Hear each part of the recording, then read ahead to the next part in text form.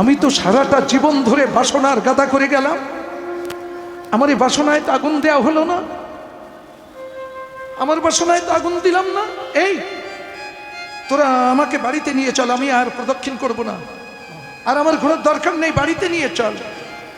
লালাবাবু বাড়ি এলো, বাড়ি এসে স্ত্রী পুত্র কন্যা গুরুজন যারা ছিল সবাইকে ডেকে বলছে, দেখো সারাটা জীবন আমি বিষয়ের পিছনে ছুটেছি, ভিতরে আমার বাসনার গাদা, কিন্তু দেখতে দেখতে কখন যে আমার জীবনের বেলা অতিবাহিত হতে চলেছে আমি তো কোনোদিনে হুঁশ রাখিনি, তাই আমার জীবনের বেলা চলে যাচ্ছে। এই রইল তোমাদের জমিদারি, কোষাগারের চাবি, সমস্ত সবকিছু রইল। তোমাদের কাছে আমার একটা অনুরোধ, তোমরা যেন আমার যাত্রাপথে কোনোদিন বাধা দিও না, তোমরা যেন আমার যাত্রাপথে বাধা দিও না। তখন লালাবাবু সবার কাছ থেকে অনুমতি নিয়ে চলে গেল। তীর্থ ভ্রমণ করতে করতে করতে করতে একদিন এক ভক্ত বলছে, বাবু শুধু ঘুরে বেড়ালে ভগবানের কৃপা হবে না, ভগবানের কাছে যেতে হলে পথ প্রদর্শকের কাছ থেকে পথ দেখে নিতে হয়, আর পথ দেখা মানে দীক্ষা নেওয়া। সনাতনীদের দীক্ষা শিক্ষার ব্যবস্থা আছে না, গুরুচরণ আশ্রয় করো, দীক্ষা নাও, তা না হলে তুমি সঠিক পথ খুঁজে পাবে না। তাই তখন লালাবাবু চলে গেল রামানন্দ গোস্বামীর কাছে, এসে প্রণাম করে বলছে, গুরুদেব আপনি আমাকে দীক্ষা দেন। বলছে, লালা এই কে তুমি? তোমাকে তো চিনতে পারলাম না। বলছে, আমি হতভাগা লালা। লালা মানে কোন লালা? শুনেছি জমিদার লালা বাবু। তুমি কি সেই জমিদার? না না গুরুদেব, আমি বাবুও নই জমিদারও নই, আমি সর্বহারা হতভাগ্য লালা। আচ্ছা লালা, ও লালা, দীক্ষা নিতে হলে তোমাকে যে পরীক্ষা দিতে হবে বাবা, পারবে? কি পরীক্ষা? যে প্রজাদের সারা জীবন দুহাত ভরে দিয়ে এসেছ, সেই প্রজাদের দ্বারে তোমাকে আজকে মুষ্টি ভিক্ষা করতে হবে, পারবে? পারতে হবে। পারবো। তাহলে আর দেরি করছো কেন? এই নাও গামছা, এটা পরো, দামি পোশাক খোলো, গামছা পরে দামি পোশাক ছাড়লে, এই নাও ভিক্ষার ঝুলি, কাঁধে ঝুলিয়ে দিলে। এইবার দেখো তো নিজেকে কেমন লাগছে। বলছে, ভিখারির মতো লাগছে, যাও এই বেশে তোমাকে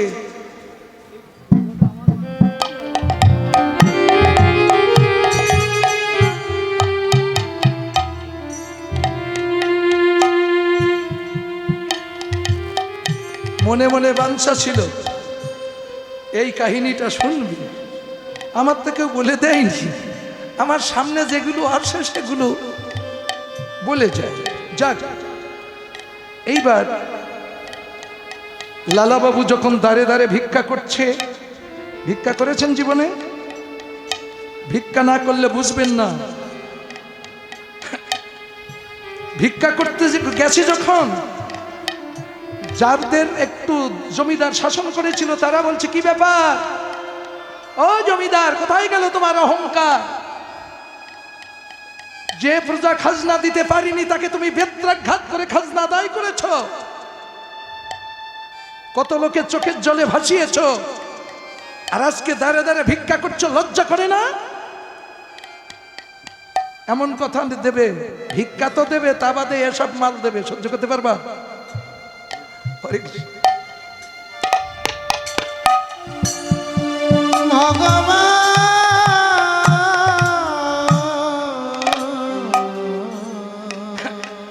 আবার কেউ কেউ বলছে, আহারে এমন জমিদার যে পিতৃসম প্রজাদের দেখতো, মাতৃসম দেখতো প্রজাদের, সে আজকে ভিখারি হয়ে ভিক্ষার ঝুলি নিয়ে দাঁড়ে দাঁড়ে ঘুরছে। ভগবান তুমি যে কখন কার কি করো, সব তোমারই খেলা। কেউ আফসোস করছে, কেউ প্রতিবাদের ভাষা ব্যবহার করছে। এইবার লালাবাবু কোনো কথার উত্তর না দিয়ে নীরবে চোখের জলে ভাসছে আর ভিক্ষা করছে।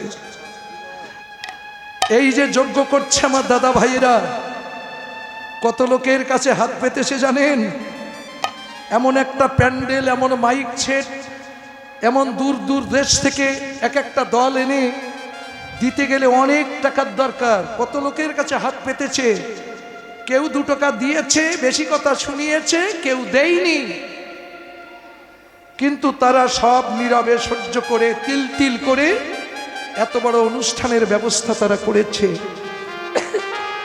তাই হাত বাড়ালে দীনতা হয়, আর যে ভক্তের ভিতরে দীনতা আসে না তাদের দ্বারাই কোনোদিন এরকম মহৎ কাজ করতে পারে না। অহংকারী ব্যক্তির দ্বারাই কোনোদিন হয় না। দীনতা থাকার দরকার, ঠিক আছে? সনাতন ধর্মের শিক্ষাগুলো দেখো। এইবার লালাবাবু ভিক্ষা করে এসে বলছে, গুরুদেব ভিক্ষা হয়ে গেছে, এবার আপনি আমার দীক্ষা দিন। সবার বাড়ি ভিক্ষা করতে গিয়েছিলেন? হ্যাঁ,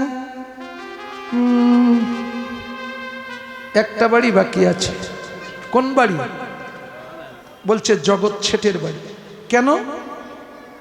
বলছে গুরুদেব ও বাড়ি ভিক্ষা করতে গেলে আমার আর দীক্ষা নেওয়া লাগবে না। কেন? ওর বাড়ি ভিক্ষা করতে গেলে ও আমাকে হত্যা করবে। তাহলে ও যদি আমাকে হত্যা করে তাহলে দীক্ষা নেওয়ার দরকার আছে আমার? গুরুদেব বলছে, লালা এত ভয় তোমার? শীত ভীত জনা ভয়তে পালায়। ভীতু মানুষের দ্বারাই কোনোদিন ভগবানের ভজন হয় না। সাহসী হও, অকপট হও, দুর্বলতা দূর করো, পীরের মতো এগিয়ে চলো, তবেই তুমি ভজনীয়া হতে পারবে। রাধে রাধে। তোমার দ্বারাই হবে না বাবা, তুমি ফিরে যাও। রাধে রাধে। গুরুদেব আমি যে সংসদ, পিছনের লোক সাউন্ড শুনতে পাচ্ছে না, তার একটা কারণ আছে, ওই সাউন্ডগুলো বন্ধ হয়ে আছে তো এই জন্যে। বাবা আপনারা একটু বসুন, না হয় মাইকের সামনের তো একটু সরে দেন। বসতে বললে তো বাড়ি যাবেন, এই জন্য আমি কিছু বলছি না, কিন্তু এদিকে মায়েরা অনেক শুনতে পাচ্ছে না তো। এবার মা ঠিক আছে না? এবার শোনা যাচ্ছে তো? এর ছাউন এদিকে আর ওর ছাউন এদিকে, ঠিক আছে? হ্যাঁ, লিপটাস করে গাইতে হবে। লিপটাস আমি গাইতে পারি না, এ তো সারা বাংলাদেশের লোক জানে। তাহলে সাউন্ডটা বাড়াই দেন এটা। এইবার মায়েরা এবার শুনতে পাচ্ছেন, বুঝতে পাচ্ছেন? ঠিক আছে। বলছে আমি যাব। যাবে? হ্যাঁ যাব। তাতে যদি মৃত্যু হয় তাও ভালো, সৎ উদ্দেশ্যে মৃত্যু হলেও মরেও শান্তি পাওয়া যায়। তা ঠিক আছে গুরুদেব, আপনার কমল হস্তখানা আমার মাথায় দিয়ে একটু আশীর্বাদ করুন। আমি যেন শেঠজির কাছ থেকে ভিক্ষা নিয়ে ফিরে এসে যেন ওই চরণে আমি আবার প্রণাম করতে পারি। লিপটাস ছাড়া নাই। লালাবাবু গুরুদেবের চরণে প্রণাম, চরণের ধুলি মাথায় নিয়ে চোখের জলে ভাসতে ভাসতে জগৎ ছেটের বাড়ি এসেছে। শেঠজির বাড়ি দারোয়ান আছে গেটে। দারোয়ানকে ডেকে বলছে, ওরে দাঁড়ি তোর বাবু বাড়িতে আছে? কেন গো ভিখারি, আমাদের বাবুর কি দরকার? ভিক্ষা তো আমরাই দেব। ওরে তোদের হাতের ভিক্ষা নিলে আমি ভগবানের দেখা পাবো না। তোদের বাবুকে বল যে বাবু দ্বারে একজন ভিখারি এসেছে, সে আপনার হাত থেকে এক মুষ্টি ভিক্ষা চায়। একটু অপেক্ষা করো, বাবুকে যে বলছি। বাবু, ও বাবু। কিরে দাঁড়ি? বাবু দ্বারে একজন ভিখারি এসেছে, সে আপনার হাত থেকে এক মুষ্টি ভিক্ষা চায়। এই ভিক্ষা দেওয়ার জন্য আমি তোদের রেখেছি বেতন দিয়ে, ভিখারির ভিক্ষা দিতে আমি যাব? তোরা দিতে পারছিস না? বাবু সে ভিখারি বলছে আপনার হাত থেকে ছাড়া ভিক্ষা নেবে না। ভিখারি হয়ে এত বড় স্পর্ধা, আমাকে যদি হবে ভিক্ষা দিতে? কে বাবু হলে এরকম একটু মেজাজ টেজাজ হয় না আমাদের? এটা স্বাভাবিক ব্যাপার।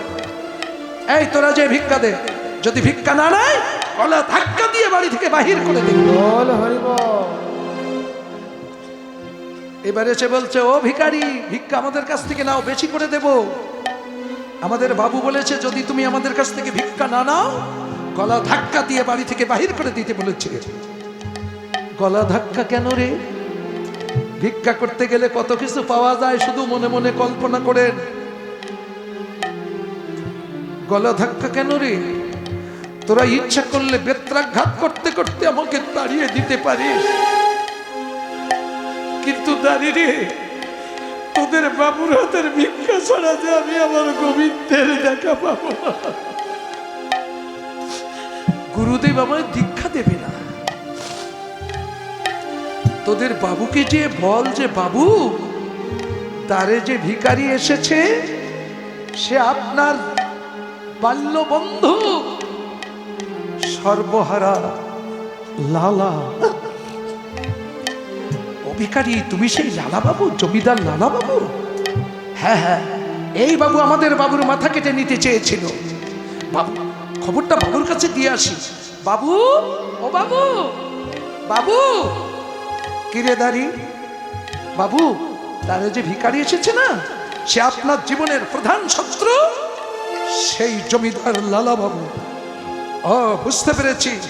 সারাটা জীবন আমার সঙ্গে মিথ্যা মামলা চালাতে চালাতে জমিদারিটারি সমস্ত সবকিছু খোয়াইয়ে আজকে পথের ভিখারি হয়ে দাঁড়ে দাঁড়ে ভিক্ষা করে বেড়াচ্ছে। ওরে, ও আগে আমার শত্রু নয়, আগে আমার বন্ধু, পরে আমার শত্রু। ও আমার বাল্য জীবনের বন্ধু। ওরে, বন্ধু যদি কখনো কোনো বন্ধুর কাছে সাহায্যের হাত বাড়ায়, কখনো খালি হাতে তাকে ফিরাতে নাই, তাহলে ধর্ম বলে জিনিসটা পৃথিবীর মাঝে থাকবে না। যা, লালার কাছে যা।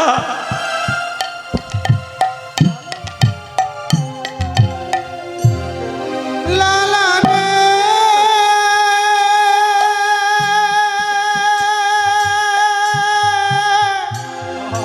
পরম বন্ধু,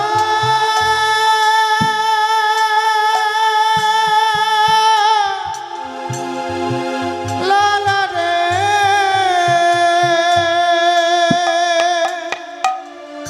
শেঠজি, ওমা, শেঠজি তখন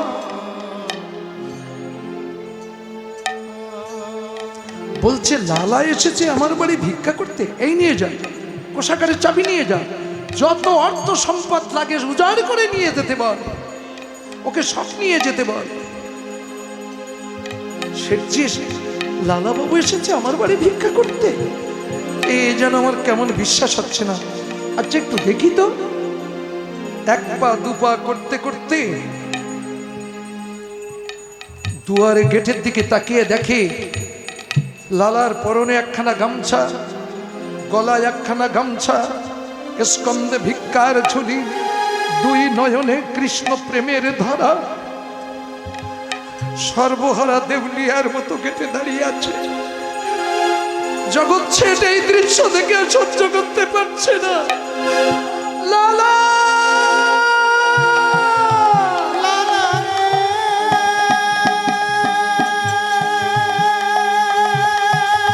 লালা,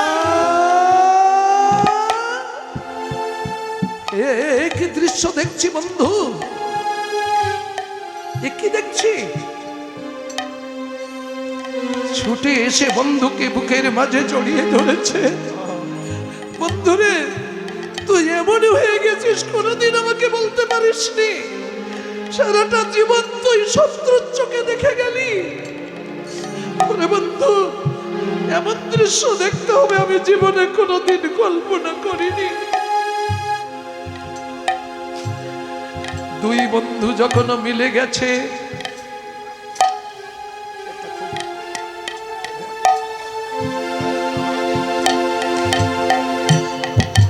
দুই বন্ধু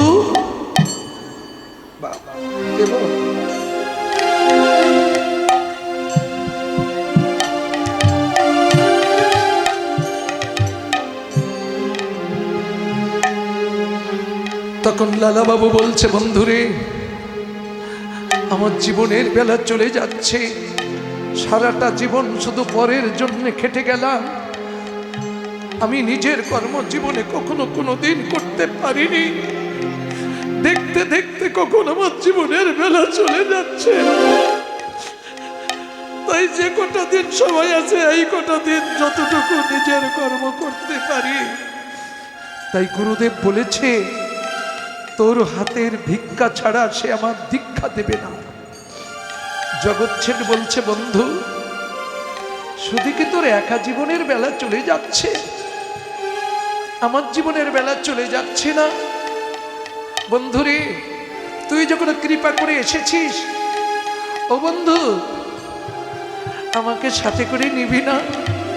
না না বন্ধু, এ পথ বড় কঠিন, তুই পারবি না, আমার দশা দেখে বুঝতে পারছিস না? ভালো না খাইবে, ভালো না পরিবে, ভালো না থাকিবে, তাই আস্তে মহাপ্রভুর আদর্শগুলো দেখেন। ভালো মন্দ খাওয়া যাবে না, ভালো দামি পোশাক অলংকার পরা যাবে না। যদি বলেন অনেক টাকা হয়েছে কি করব, ভগবানের সেবায় লাগাও, এরকম যজ্ঞ করো, ভক্তের সেবায় লাগাও। তোমরা ভগবান খোঁজো না? ভগবান পাইছে নাকি আজ পর্যন্ত কেউ কখনো কোনো দিন কোথাও? ভগবান এইসব জ্যান্ত ভগবান দাঁড়িয়ে আছে, বসে আছে, ঠিক আছে? কৃষ্ণের যতেক খেলা সর্ব উত্তম নরলীলা। শ্রীমদ্ ভাগবত বলছেন, আমি সর্বভূতে বিরাজমান। ভাগবত গীতায় প্রমাণ করেছেন, আপনারা তো গীতা পড়েন। আত্মারূপে ভগবান যদি সবার ভিতরে থাকে, আপনি ভগবান খুঁজতে যাবেন কোথায়? চণ্ডীদাস বলেছেন, মানুষ মানুষ সবাই কয়, মানুষ কেমন জন, মানুষ ভজন মানুষ জীবন, মানুষ পরাণ ধন, মানুষ যাহারা জিয়ন্তে মরা সেই তো মানুষ ভাই, তিমির অন্ধকার যে হইয়াছে পার সহজ মানুষ সেই, কহে চণ্ডীদাস শুনো মানুষ ভাই, সবার উপরে মানুষ সত্য, তার উপরে না। বল হরি বল।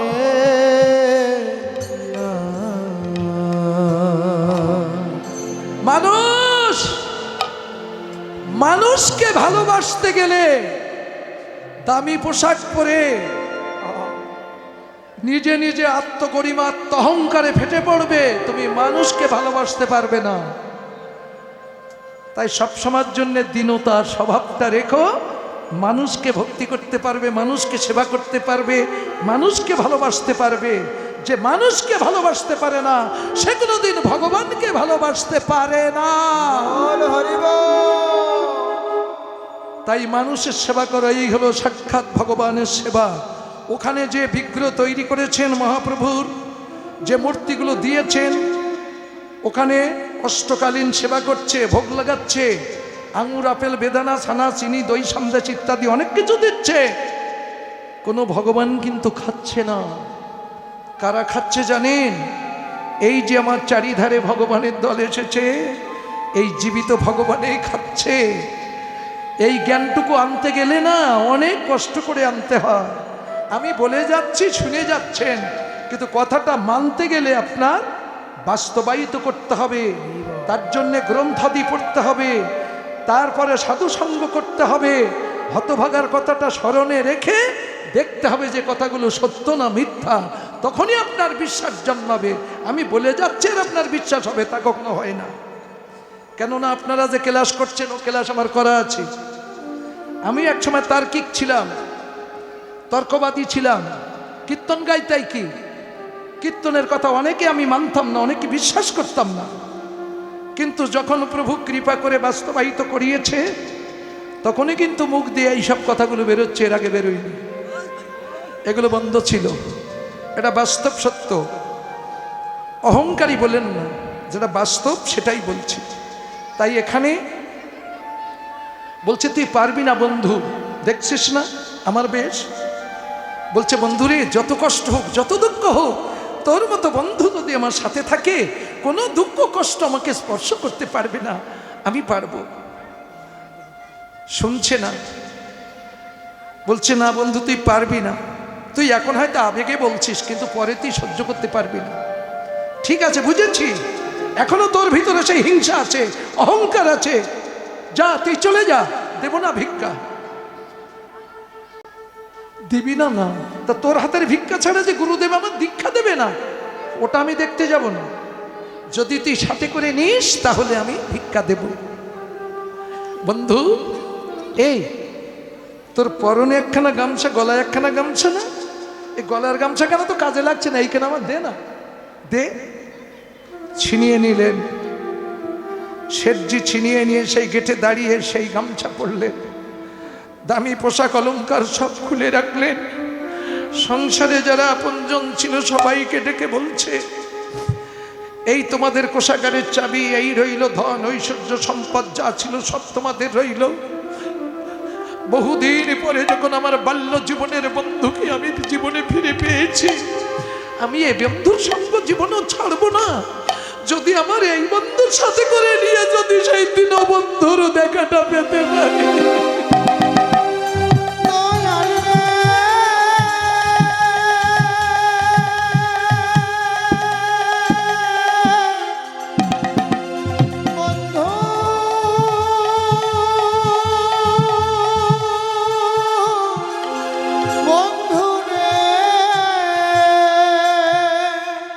এবার দুই বন্ধু কোলাকুলি করে রামানন্দ গোস্বামীর কাছে এসে লালা বাবু আচার খেয়ে পড়েছেন, গুরুদেব আমি ভিক্ষা নিয়ে এসেছি, আমাকে দীক্ষা দিন। লালা ওঠার পরে জগৎছেদ পড়েছে, গুরুদেব আমাকেও দীক্ষা দিন।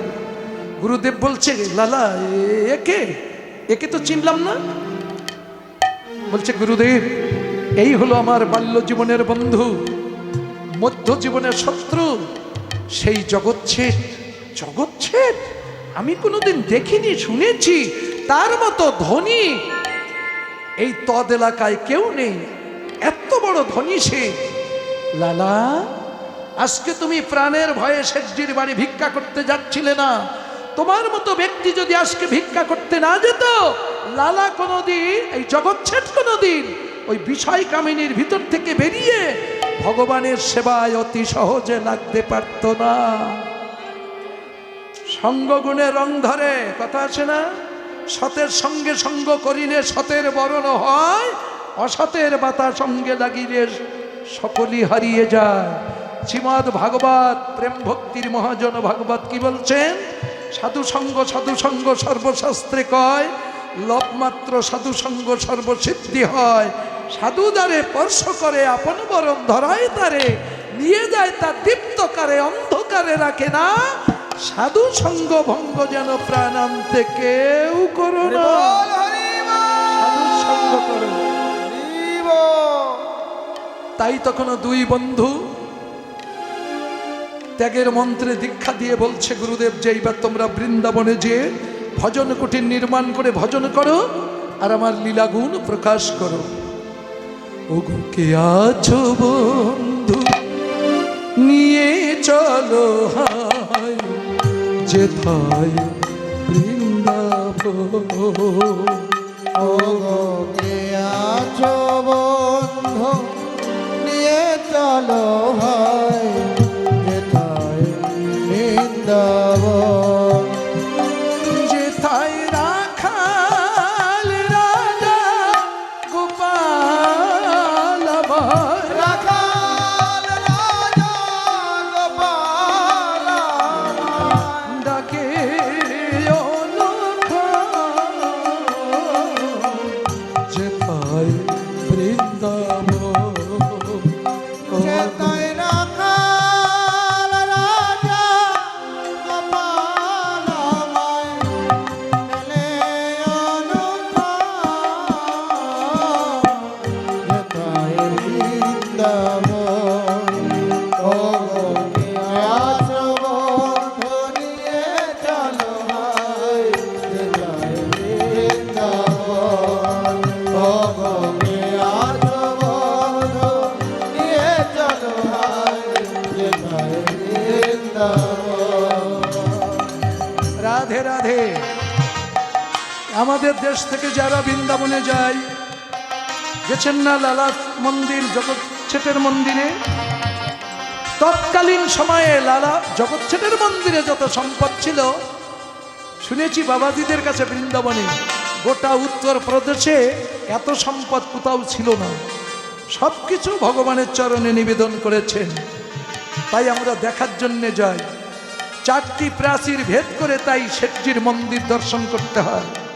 এত সম্পদের ভিতরে এখন ভারত সরকার সেটা পাহারা দিয়ে রক্ষণাবেক্ষণে রেখেছেন। কেন? আমাদের মতো নরাধমদের শিক্ষা দেওয়ার জন্যে, যে দেখো তাদের জীবনে কত সম্পদ ছিল, সব ভগবানের চরণে নিবেদন করে দিয়েছে। আর তোমরা কার জন্য কি করছো? বেলি অবসান হয়ে যাচ্ছে, ঘরে যাবা না, আপন ঘরে ফিরে যাবা না, যেখান থেকে এসেছো সেখানে ফিরে যাবা না। সে জগৎ পিতা কৃষ্ণের কাছে কি বলবে যে কি করতে পাঠিয়েছিলাম আর কি করেছ? নরোত্তম দাস ঠাকুর, যিনি আমার নিত্যানন্দ প্রভুর দ্বিতীয় কলেবর, রাজশাহী খেতুরি নরোত্তম দাস ঠাকুর তার ভজনের মাধ্যমে লিখেছেন, কৃষ্ণ ভজিবার তরে সংসারেতে আইন, মিশে মায়ায় বদ্ধ হয়ে বৃক্ষ সমান হই। তাহলে আমরা কৃষ্ণ ভজন করতে এসেছি, সেই কৃষ্ণ ভজন না করে যদি আপাতে কুপাতে গমনাগমন করো, তাহলে ফিরে যেয়ে বাবার কাছে কি বলবে?